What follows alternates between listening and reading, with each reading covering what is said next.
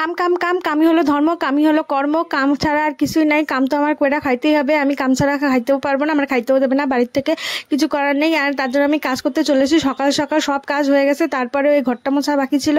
আর এই যে আমাদের রান্নাঘর পোছা বাকি ছিল, এই দেখো কত স্পিডে আমি নেচে নেচে নেচে নেচে গান চালিয়ে আমি কাজটা করে নিচ্ছি। নাহলে কাজ না একদম মন বসে না, কাজ করতে কাউরি ভালো লাগে না, গরমের মধ্যে আমারও ভালো লাগে না।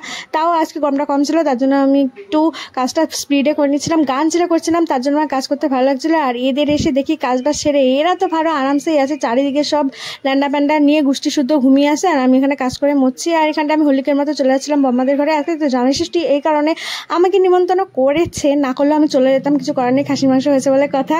আর কিছু দিয়ে কিছু খেতে হয়, এর জন্য আমি নিয়েছিলাম হাতে করে। আমাদের ঘরে ইলিশ মাছ হয়েছিল, ইলিশ মাছ নিয়ে চলে গেছিলাম জামাইয়ের জন্য। আর এই তো এখানে এসে দেখছি কত কিছু রান্না করে দিয়েছে বম্মা। এখানে ভাত, 5 রকমের ভাজা, আর ওইখানে দই মিষ্টি, এখানে কলা আম দিতে হয়, খাসির মাংস, ডাল, ইলিশ মাছ, এখানে লিচু আম টাম ছুলে দিয়েছে, আর ওইখানে চাটনি পাপড় দিয়েছে, বেশ ভালোভাবে সাজিয়ে দিয়েছিল, দিদিভাই সাজিয়ে দিয়েছে। এখানে বম্মা সাজিয়ে দিয়ে ওই ব্যাকগ্রাউন্ডটা একদম চেক করবে না, ওইটা হচ্ছে গিয়ে একদম ওই সাইডের পোর্শনগুলো না দেখাই ভালো, কারণ বাড়িতে এগুলো হয়েই থাকে। সে সাজিয়ে দিয়েছে জামাইয়ের জন্য। আর এখানে বম্মা এখানে বারবার জোরাজোরি করছিল জামাইবাবুকে যে নাও নাও নাও নাও নাও এখানে নাও, তুমি টাকা নাও। জামাইবাবু বারবার বলছে না না দরকার নেই, আপনি এত আয়োজন করেছেন এটাই যথেষ্ট, আমি এতটা আশা করিনি। এই পশুটারে দেখো, এই পশু আর এক পশুরে খাচ্ছে। আমি বললাম আমার একটু দে, আমার একটু খাইয়ে দিলাম। আমার মুখটা একটু দেখো, খেয়াও একদম সিদ্ধ টিদ্ধ হয়নি, কি দিচ্ছিস আমারে। তারপরে দিয়ে আমি একটু চাবিয়ে দিই, ওরা অসভ্য ছেলে কোথাকার, বলছিলাম অসভ্য ছেলে। তারপরে আমি ভালো করে একটু দেখিয়ে দিই, এই যে এরকম ছিল, মাছ ভাজা ছিল, কুমড়ো পটল আলু ভাজা ছিল, খাসির মাংস ছিল, আর এখানে চাটনি পাঁপড়, আর দই মিষ্টি যা দেয়, ডাল টাল, আর আমার এখান থেকে ইলিশ মাছ নিয়ে গেছিলাম, সেটা ভালো করে দেখিয়ে দিচ্ছিলাম। তারপর আমি বসে গেছি খেতে, আমাকে ভাত দিয়ে দিয়েছে। আমি বললাম এতগুলো ভাজা দেওয়ার কোনো দরকার নেই, একটুখানি ডাল দিয়ে খাবো, অত ভাজার দরকার নেই, একটু আলু ভাজা একটু কুমড়ো ভাজা খেতে ভালোবাসি তাই। ডালটা করেছিল মাম্মা কাঁচা, মুগ ডালি করেছিল, কিন্তু খেতে কেমন লোদ লোদ লাগছিল। আমি বললাম কি ডাল করছো তুমি, সত্যি কথা আমার একটু ডাকতে পারতা।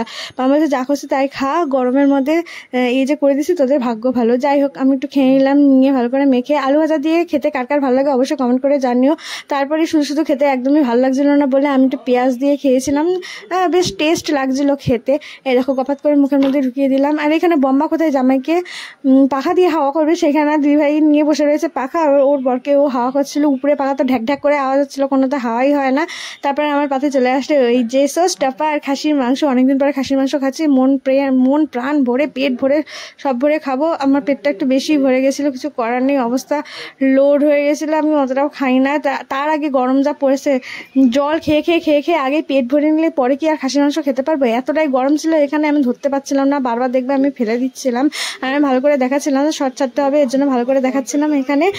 আর তারপরে এটা দেখানোর পরে এইটা ছিল ওই ভিডিওটারই ক্লিপ, যে ভিডিওটা আমি শর্ট দেখাবো। এরপরে এটা একটা সলিড পিস পেয়েছি, ওগুলো চর্বি পিস ছিল, সলিড পিসটা নিয়ে এরকমভাবে মাকে গাপ করে মেরে দিয়েছি।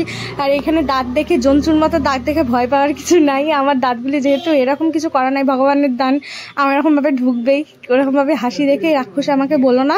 তারপর দিয়ে দিয়েছিল চাটনিটা একটু কেমন হয়েছিল, নুন বেশি দিয়েছে বম্মা। আজকে গরমে মনে হয় বম্মার মাথা খারাপ হয়ে গেছিলো, ভোরে ভোরে কাজ হচ্ছে, ওইদিকে ওখানে মিষ্টি দেয় নাই। পাঁপড়টা আমি একটু বেশি ভালো খাই, তার জন্য বললাম বম্মা আরো দাও পাঁপড়। আর খাওয়ার পরে মিষ্টি আমি খেতে পারি না, এর জন্য পাঁপড় একটু বেশি করে নিয়েছি। আগে দই খাবো, মিষ্টি খাবো, তারপরে আমি পাঁপড় খাবো। আর বাঙালির তো সবাই খেয়ে দিয়ে মুখ মুছে ফেলা, আমিও খেয়ে দিয়ে মুখ মুছে ফেললাম। বাই।